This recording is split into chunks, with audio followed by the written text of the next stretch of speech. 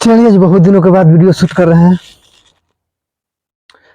हम लोग स्टार्टिंग किए थे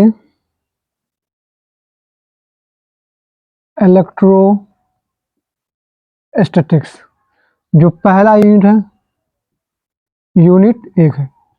और इस यूनिट पहला में सबसे पहला चैप्टर हम लोग पढ़े थे चार्ज पूरा कंप्लीट कर लिए थे। उसके बाद हम लोग दूसरा चैप्टर में थे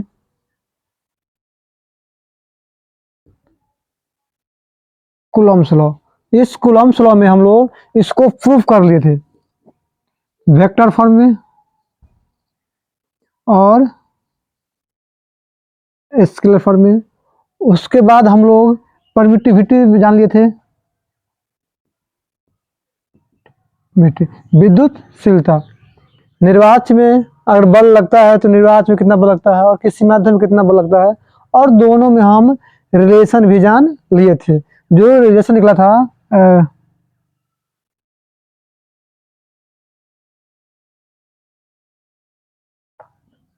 F0 F M, ये क्या था आपका रिलेशन था। ये क्या है अपेक्षिक विद्युतशीलता। ये क्या है तो दोनों आवेश निर्वात में लगने वाला बल, और ये है दोनों आवेश के किसी माध्यम में लगने वाला बल। तो ये सब हो गया था, ये सब पुरानी बात है।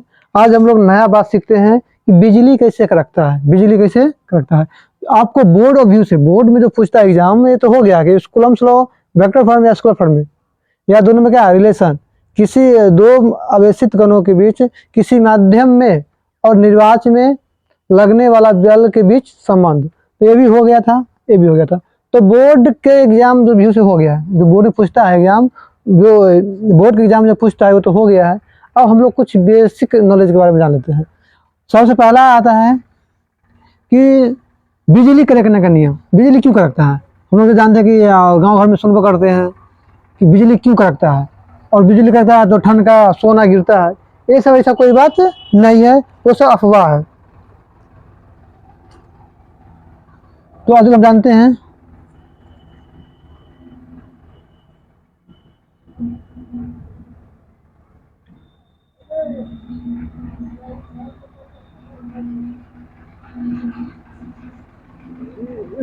लोग हम reason of lighting, reason of lighting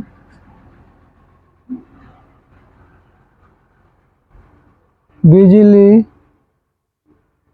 कड़कने के कारण, बिजली कड़कने के कारण।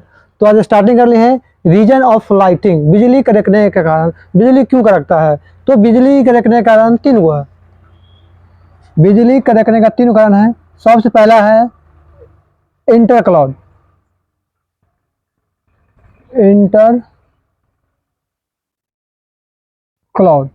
इंटरक्लाउड।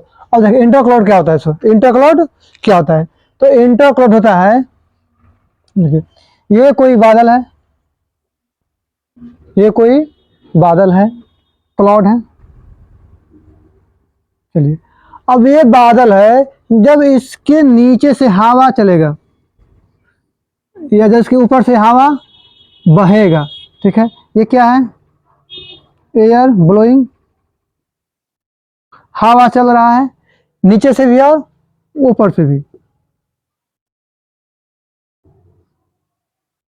ये हवा चल रहा है, तो देखिए कहावत है कि जब हवा चलता है तो ऊपर का हवा इससे इलेक्ट्रॉन लेता है और नीचे का हवा इसको इलेक्ट्रॉन देता है। अब ये होता है कि नहीं होता है, लेकिन सब किताब में दिया हुआ है कि जब नीचे से, हम लोग जानबो करते हैं कि जब कोई दो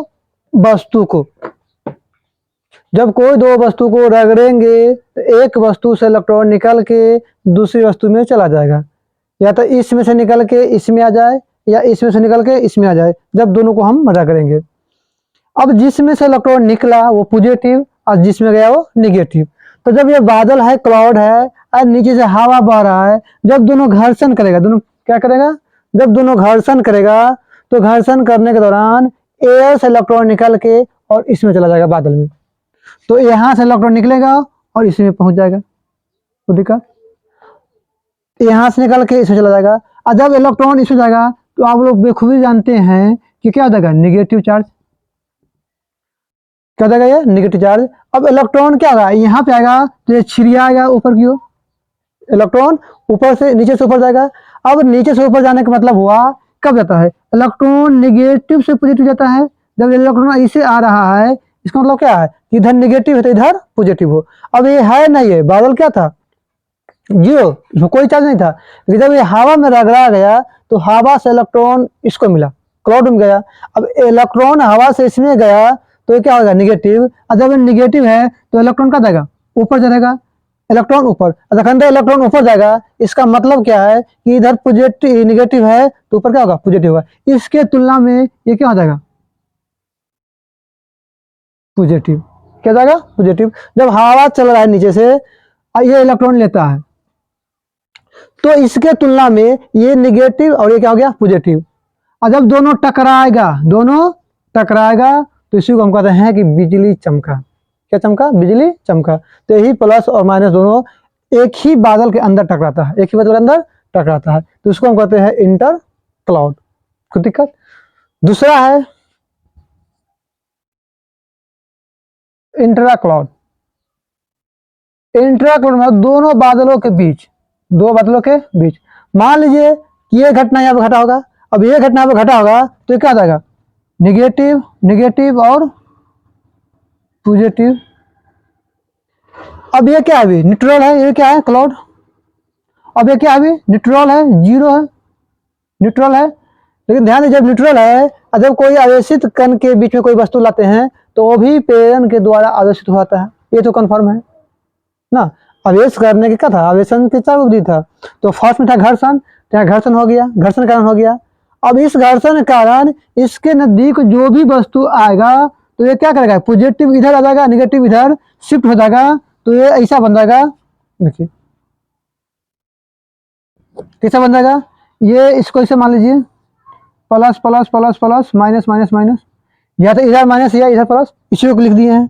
अब इधर जो बादल है वो क्या करेगा, इधर माइनस और इधर प्लस हो जाएगा, आवेशित हो जाएगा, इसके कारण आवेशित हो जाएगा। अब दोनों बादल जब टकराएगा, दोनों बादल जब टकराएगा तो वो चिंगारी निकलेगा। तो उसी को हम लोग कहते हैं इंटर क्लाउड, इंट्रा क्लाउड। तो ये इंटर क्लाउड स्वयं बादल है जो हवा से रगड़ा के आवेशित हो गया और इसके अंदर ही प्लस माइनस हो गया, तो ये दोनों टकराएगा तो दोनों शॉर्ट सर्किट होगा। तो इसी को हम कहते हैं कि बिजली कड़क रहा है। या जब दो बादल के बीच हुआ तो उसको कहते हैं इंटर क्लाउड। दो बादल के बीच कैसे होगा, तो ये जैसे मान लीजिए कोई कारणवश ये आवेशित हो गया है। अब इसके अंदर नजदीक कोई जो बादल आएगा क्लाउड, तो वो प्रेरण के द्वारा, किसके द्वारा, प्रेरण के द्वारा आवेशित हो जाएगा। जब आवेशित होने के बाद जब दोनों बादल टकराएगा तो बिजली कड़केगा, तब बिजली चमकेगा, कड़केगा। अब एक होता है दुग हो गया, एक और होता है, चलिए स्क्रीनशॉट मार लीजिएगा।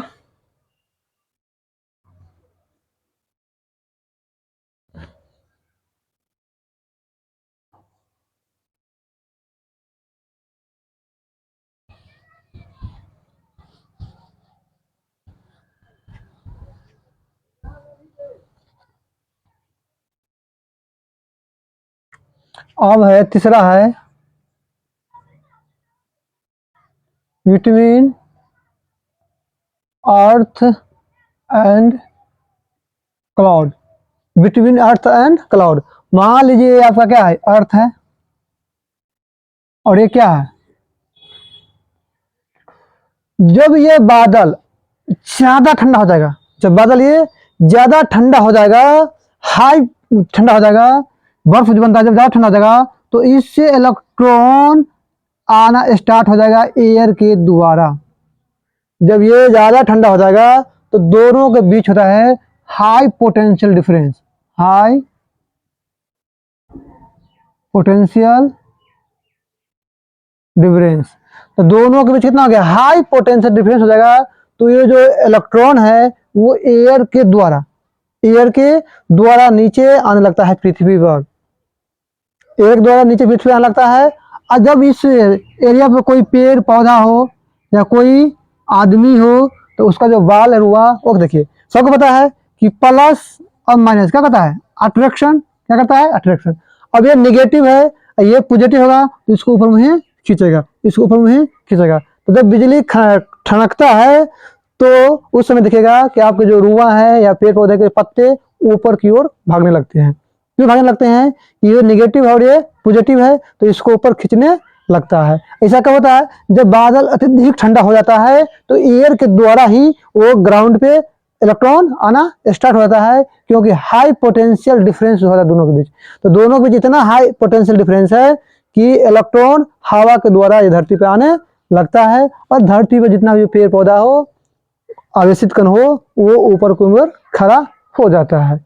अब ठनका, इसी को हम क्या कहते हैं, ठनका, ठनका, सोना गिरा हो। देखिए एक्चुअली होता है इसमें क्या है कि किसी चीज को, अब देखिए आप यहाँ पे तार के पेड़ देखे होंगे आप लोग, तो तार के पेड़ के लंबा होता है, ये धरती है और तार बीच है। अब यहाँ पे क्लाउड है, तो इस क्लाउड को जब इतना ही तो नहीं ऐसा ना होगा, इतना ही दूर। अब यहाँ क्या है, ज्यादा डिस्टेंस है और यहाँ पे ज्यादा है, यहाँ पे कम है। ये पेड़ है, कुछ का पेड़ है, तार का पेड़ है, तो यहाँ पे क्या, इसको पानी से जब भींगा हुआ है पेड़, तो यहाँ से इलेक्ट्रॉन इसको उतरना आसान होता है। इसको इलेक्ट्रॉन को रास्ता मिल जाता है कौन, तार के पेड़ होकर ज्यादा, क्योंकि तार का पेड़ का हाइट नहीं ज्यादा होता है, किसी भी चीज से होता है तो उससे तार का पेड़ का हाइट ज्यादा होता है। अब ये इलेक्ट्रॉन उतरना स्टार्ट हुआ, इस पे पेड़ पर आया इलेक्ट्रॉन और पेड़ होकर जाएगा धरती पे, तो ये पेड़ का जो माथा है वो गल जाता है, आग लग जाता है, जिस कारण हम लोग कहते हैं कि ठनका ठनक गया है। तो अधिकतर देखेगा घर पर गिरता है तो घर पर देखिए, अब इस किसी चीज को उतारने में जहां पर सुविधा होगा वहां पर उतरेगा। कोई जानवर है वो भी देखता है कि हमको कहाँ पर सुविधा होगा उतरने के लिए, वहां उतरता है। तो ये तो इलेक्ट्रॉन है, इसको जहां सपोर्ट मिलता है नीचे आने के लिए वहीं पे आता है। तो इसको तार के पेड़ सपोर्ट मिलता है ज्यादा, तो वो तार के पेड़ पर ज्यादा उतरते हैं, और तार के जो पेड़ जो माथा है वो प्लस माइनस से क्या होता है, गल जाता है और आग लग जाता है। तो हम लोग कहते हैं कि तार के पेड़ पर ठनका अधिकतर गिरता है, लेकिन ऐसा नहीं है। हाँ, बारिश के समय में तार के पेड़ आप हट जाइए, क्योंकि इलेक्ट्रॉन इस पर आएगा तो आप सट जाइएगा, तो आप भी स्वाहा हो जाइएगा। तो ये था आपको बिजली कड़कने का नियम। अब हम देते हैं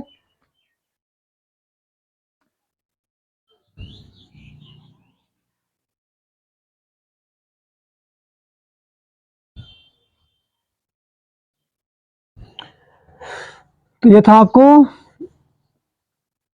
रीजन ऑफ लाइटिंग, बिजली कड़कने का कारण। अब आगे देखते हैं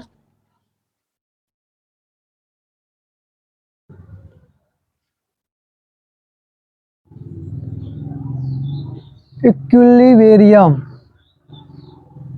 ऑफ चार्ज, आवेश के संतुलन, आवेश के संतुलन, आवेश के संतुलन। फर्स्ट में होता है स्टैटिक इक्विलिब्रियम, स्टैटिक इक्विलिब्रियम।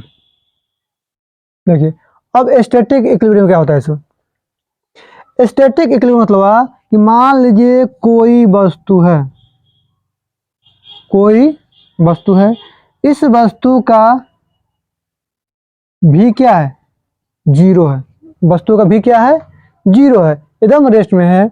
तो जब वस्तु का भी जीरो है तो ए क्या होगा, ए होता है भी बटा टी, और जब भी जीरो हो जाएगा तो क्या हो जाएगा, जीरो। जब वस्तु का आवेग जीरो, वेग जीरो है तो त्वरण भी क्या होगा, जीरो, और जब त्वरण जीरो होगा तो बल क्या होगा, एम ए, तो एफ भी क्या हो जाएगा, एम गुने ए, यानी कि जीरो। तो भी क्या हुआ, जीरो, ए भी क्या हुआ, जीरो, और एफ भी क्या हुआ, जीरो। जब ये बल क्या जीरो है तो इसको हम कहते हैं स्टैटिक इक्विलिब्रियम ना, स्थिर संतुलन। क्या कहेंगे, स्थिर संतुलन। तो ये हुआ स्टैटिक इक्विलिब्रियम, क्योंकि कोई वस्तु है रेस्ट में है तो वेग क्या है, जीरो है। जब वेग जीरो है तो वेग त्वरण क्या होता है, वेग परिवर्तन बटा समय, तो वेग परिवर्तन कितना, जीरो है, और टी से भाग देंगे तो क्या हो जाएगा, जीरो। बल कहता है एम गुने ए जीरो है तो बल का जाएगा जीरो। ये हुआ आपको स्टैटिक इक्विलिब्रियम। दूसरा में होता है डायनामिक इक्विलिब्रियम, डायनामिक इक्विलिब्रियम। इसमें क्या होता है, मान लीजिए कि कोई वस्तु है, इसका क्या है, वेग क्या है, कांस्टेंट है, v क्या है, कांस्टेंट है। अगर v कांस्टेंट है फिर भी क्या होगा, ये क्या होता है, वेग में परिवर्तन बट्टा समय। तो वेग परिवर्तन देखिए v क्या कांस्टेंट है, v क्या है कांस्टेंट, या तो 2 4 6 कुछ सेम होगा। तो क्या होगा, जब तक वेग में परिवर्तन नहीं होगा तब तक हम लोग त्वरण नहीं निकाल सकते हैं, एक्सलेशन नहीं निकाल सकते हैं। तो वेग में कोई परिवर्तन नहीं हुआ है तो क्या हुआ, 0 बट्टा टी क्या हो गया 0। तो एफ क्या होगा, m गुने ए, यानी कि एफ भी क्या हो गया 0। तो यहाँ भी क्या है, ए क्या है, v क्या है, कांस्टेंट है, कांस्टेंट है, ए क्या है 0 और एफ क्या है 0। तो दोनों में हल्के अंतर है कि ये पहले से ही कुछ वेग से चल रहा है, समान वेग से चल रहा है, कांस्टेंट वेग से चल रहा है, तब भी त्वरण 0 है, बल त्वरण है, ये तो रेस्ट में था। तो इसको कहते हैं डायनामिक इक्विलिब्रियम। और जो लास्ट में होता है रोटेशनल इक्विलिब्रियम। Rotational equilibrium. अब मान लीजिए कोई फट्टा है, केलम्पू कर दिए, ये कांस्टेंट ओ से क्या कर रहा है, मूव कर रहा है, तो इसको हम कहते हैं रोटेशनल इक्विलिब्रियम। रोटेशनल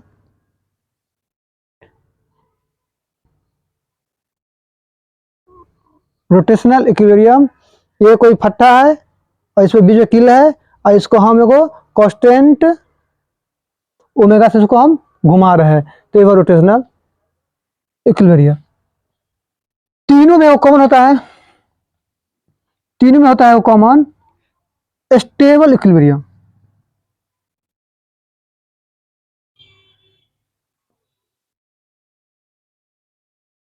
अब देखिए स्टेबल इक्विलिब्रियम क्या है, तो स्टेबल इक्विलिब्रियम का मतलब है कि मान लीजिए कोई कटोरा है, यहाँ पे कोई गेंद है, जब गेंद को हम यहाँ पे कर देंगे तो क्या होगा, इसे फिर क्या हो जाएगा, ढूल के नीचे आएगा।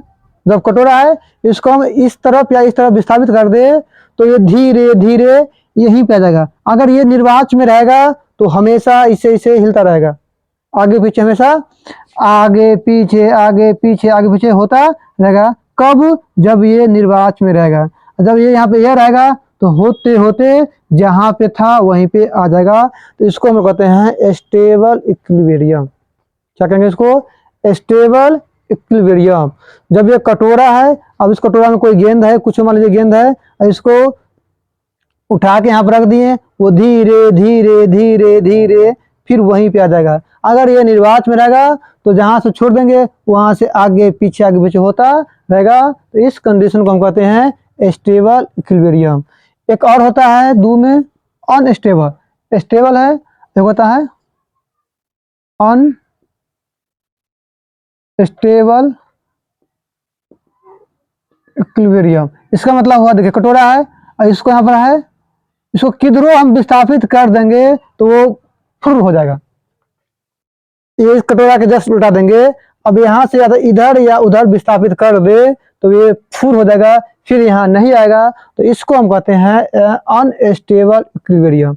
तो स्टेबल इक्विलिब्रियम मतलब हुआ कि बीच में है, हल्का इसको विस्थापित कर देंगे तो वो धीरे धीरे वहीं पे आ जाएगा, जहाँ से उसको उठा कर ले जाएंगे वो वहीं पे आ जाएगा। तो स्टेबल इक्विलिब्रियम।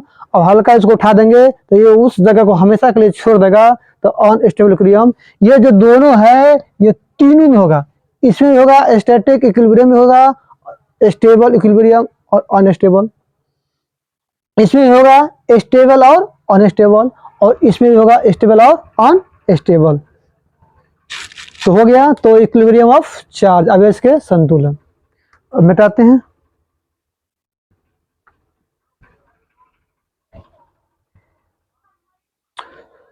तो आइए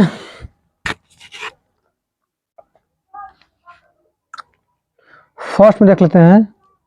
मान लीजिए कि ये Q आवेशित है और ये प्लस Q आवेशित है, और इसको सेंटर पर रख देगा प्लस Q को। तो ये क्या है, कौन है, ये स्टेबल है अनस्टेबल है, स्टेबल है या अनस्टेबल है।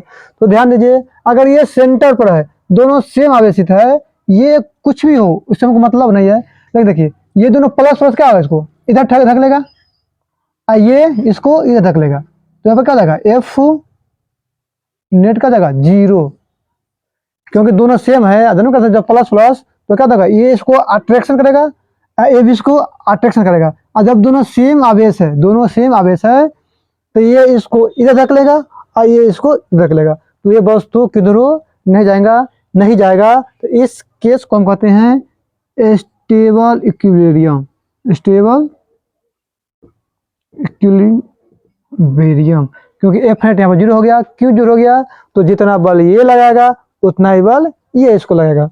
2 में आइए, माइनस क्यू और प्लस क्यू, अगर इसके बीच में रखेंगे तो क्या होगा, तो ध्यान दीजिए, ये क्या करेगा, इसको प्लस है तो ये इसको खींचेगा और ये भी इसको धक लेगा, तो यहाँ से फुक दे उठ के यहाँ आ जाएगा। तो हम कह सकते हैं कि एफ नेट नोट 0, और जब एफ नेट 0 नहीं है, ये वस्तु यहाँ से यहाँ आ जाएगा, तो हम कहेंगे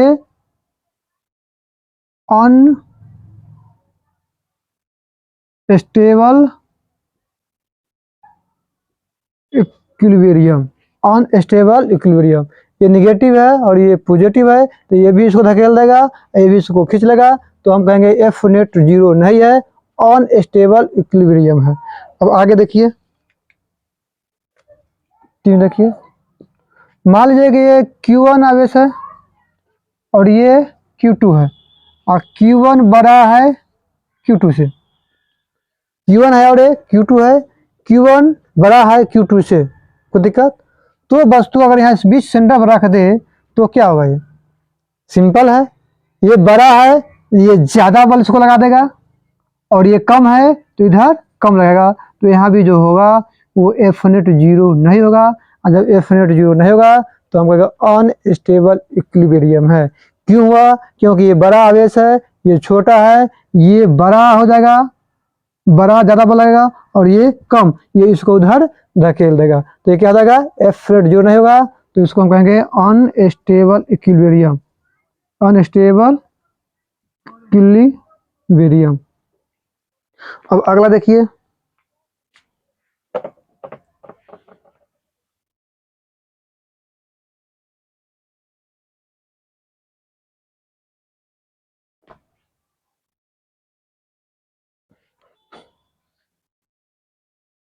Q1 बड़ा है Q2 से, और ये Q1 है, इसको मान लीजिए A, इसको मान लीजिए B, अब Q2।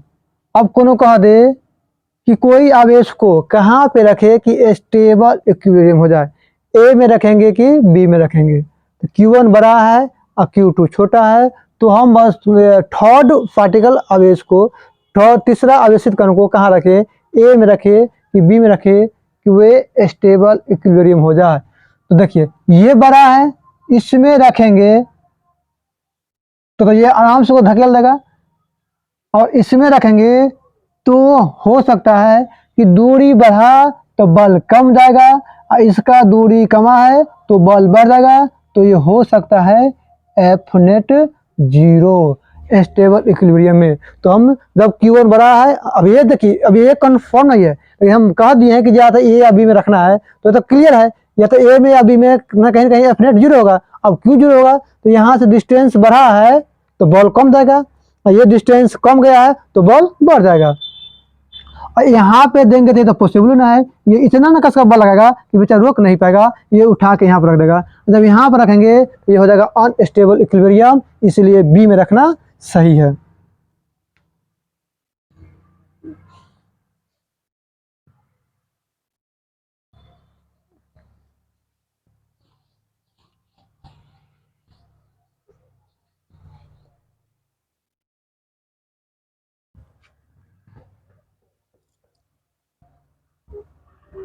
चौथा प्रश्न देखिए, Q1 बड़ा है Q से, छोड़िए, हाँ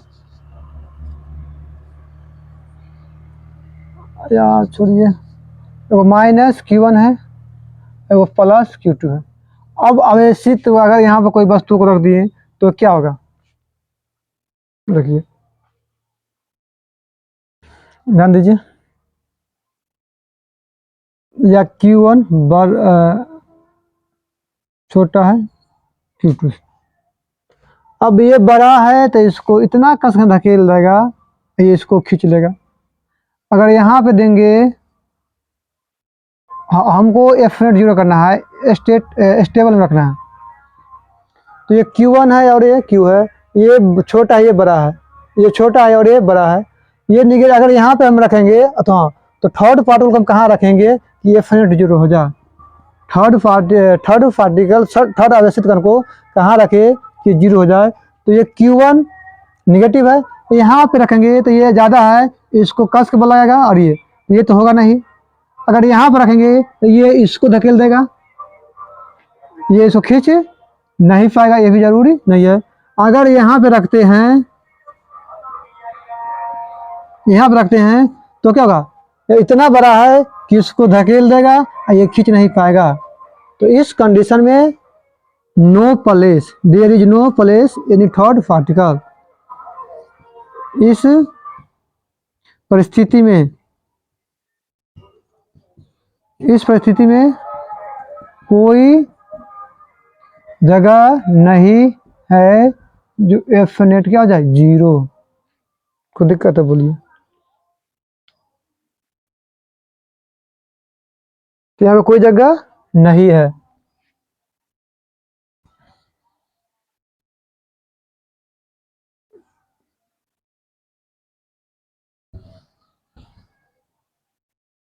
चलिए अब भाई एक क्वेश्चन से पूछ दिया जाए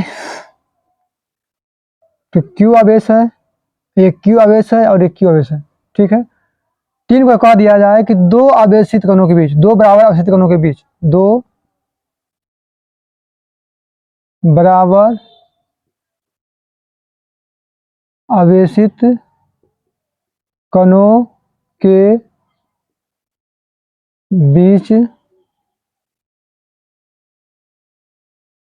तीसरा आवेश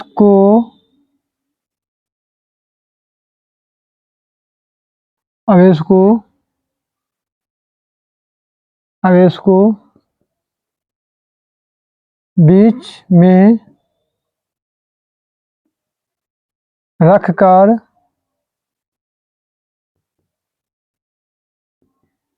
विस्थापित किया जाए तो क्या होगा। दो बराबर आवेशित कणों के बीच एक तीसरा आवेशित कण को रख दिए हैं, कोई दिक्कत। तो अभी क्या है, अभी क्या इस पर F0 0 है, और जब इसको हल्का विस्थापित करके छोड़ देंगे तो क्या होगा। तो इसका जो आंसर होगा क्या होगा, सिंपल है भाई, ये F0 0 है। अगर इसको हम इधर लगा देंगे तो ये बॉल क्या होगा, इसको अगर हाथ उठा के इधर रख दिए तो ये बॉल कम जाएगा, ये वाला कमेगा और ये बढ़ जाएगा। तो ये ज्यादा बॉल फिर उसको फेंक के देगा। यहाँ पे देखिए, अगर इसको उठा के हम यहाँ पर रख दिए, मान ली यहाँ पर रख दिए, तो ये क्या हो जाएगा, इधर के बल कमेगा और इसका बल बढ़ेगा। ये उठा के इसको यहाँ रख देगा, फिर यहाँ रख देगा तो इधर कम जाएगा, फिर इधर बढ़ जाएगा। मतलब कि हाफ डाफ होता रहेगा, आगे पीछे आगे पीछे आगे पीछे होता रहेगा। तो आंसर लिख देंगे, जब तीसरा आवेशित कण को विस्थापित करके छोड़ने पर आगे पीछे होता रहेगा।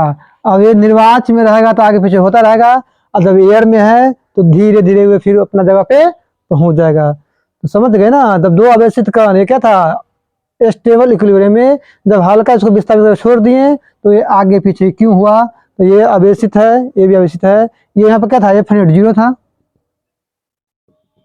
0 था। अब इसको उठा के यहाँ पर रख दिए तो ये बल कम जाएगा और ये बढ़ जाएगा। फिर इसको उठा के धक्का मार देगा, यहाँ फेंक देगा, फिर यहाँ पे आएगा तो ये कम जाएगा, ये बढ़ जाएगा, फिर ये धक्का मार के इसको यहाँ फेंक देगा। तो यहाँ से यहाँ, यहाँ से होता रहेगा और धीरे धीरे वो फिर 0 पर चला जाएगा। अगर ये निर्वात में रहेगा तो ऐसा घटना घटता रहेगा। चलिए अब क्या है,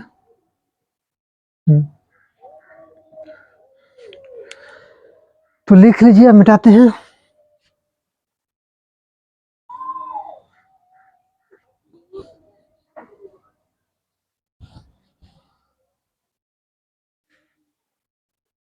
चलिए अब अगर यहाँ पर माइनस रख दिए, क्या रख दिया, माइनस रख दिए, तो अब ध्यान दीजिए, अब माइनस रख दिए, इसको जब विस्थापित करेंगे इधर तो ये खींच, इसको खींच लेगा ना, खींच लेगा इधर रिपेल, ये क्या करेगा, अटैक।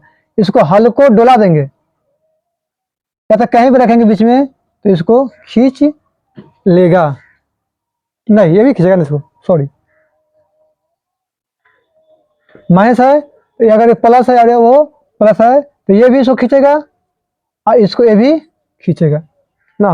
अब हल्का इसको इधर विस्थापित करेंगे, इधर खींच लेगा, और हल्का इसको इधर विस्थापित कर लेंगे तो इधर खींच लेगा।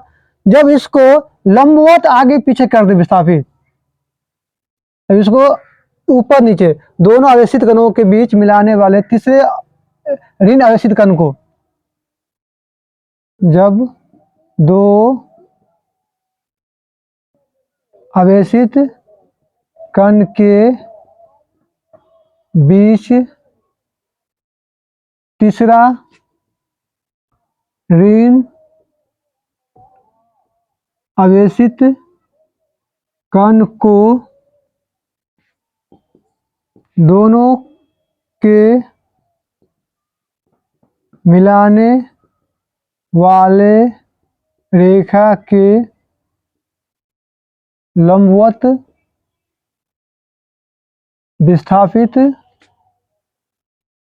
करने पर अब देखिए, इसको तो आगे पीछे करेंगे तो क्या देगा, इधर इधर करेंगे तो इधर खींच लेगा, और इसको इधर करेंगे तो इधर खींच लेगा। लेकिन जब आगे पीछे कर देंगे तो ध्यान दीजिए, ये प्लस है, ये हो प्लस है, और ये क्या है, माइनस है।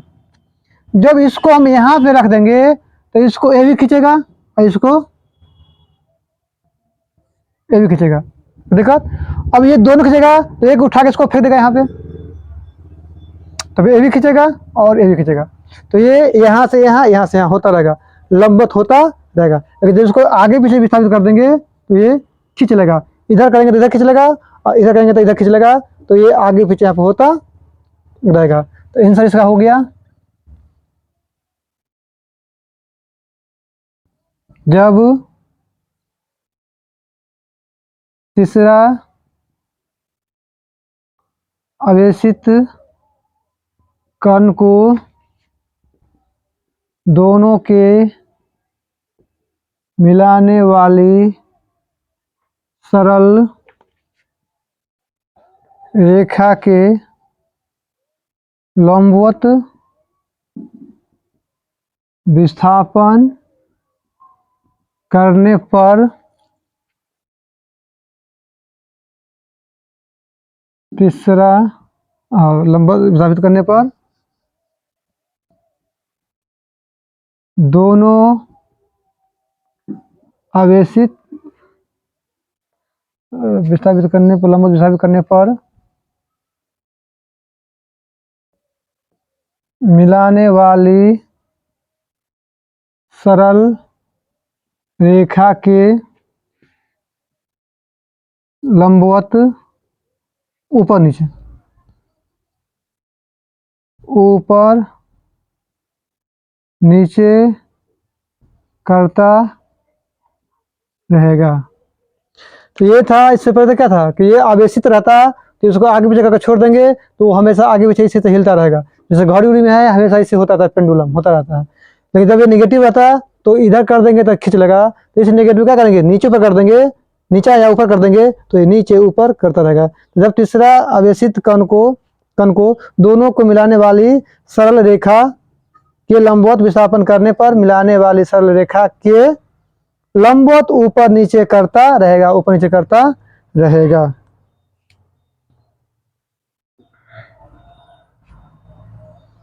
और जब ये पॉजिटिव रहता, क्या था, पॉजिटिव रहता, अगर इसको लंबवत धकेल देंगे देखो सुर निकल जाएगा, क्या होगा? सुर। तो कंडीशन दोनों में थम था। ये निगेटिव था, इधर करेंगे तो खींच लेगा, आगे पीछे करेंगे तो आगे पीछे होता रहेगा। जब पॉजिटिव है तो इधर करेंगे पीछे तो होता रहेगा, अगर इसको यहाँ पर कर देंगे तो ये इधर और ये इधर, ये हो जाएगा फुर। क्या हो जाएगा? फुर। तो दो आवेशित कणों के बीच अगर तीसरा आवेशित कण है तो आगे पीछे करने पर आगे पीछे होता रहेगा, और इसको नीचे ऊपर करेंगे तो भाग जाएगा। जब दो आवेशित कण के बीच अगर निगेटिव है तो निगेटिव को नीचे ऊपर कर देंगे तो होता रहेगा, जब आगे पीछे करेंगे तो वो फुर भाग जाएगा।